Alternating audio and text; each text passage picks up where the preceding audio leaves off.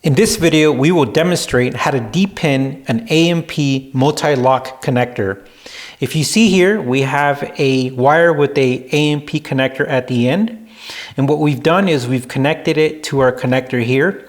This is a Toyota connector to the fuel pump assembly. And what we're going to be doing is we're going to be showing you two methods. One method with some depinning tools and one with a simple paper clip. All right, so as you can see over here, we have a depinning set that I bought from Amazon. There is a lot of varieties of different types of depinning tools here. And simply what we're gonna do is we're just gonna get one that has kind of like a sharp pick in, not a needle sharp, but pretty sharp.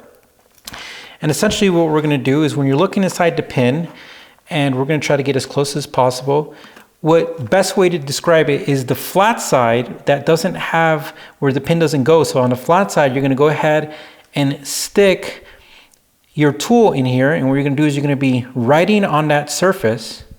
You're gonna push down and up.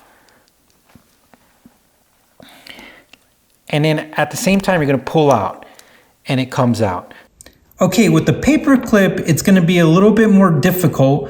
What you're gonna have to do is you're gonna have to get on the pin and then you're gonna ride on the pin until you feel something and pull up. You see, I heard it click and pull out just like that. So it's a little harder, but you could get it. It's better to have the tool.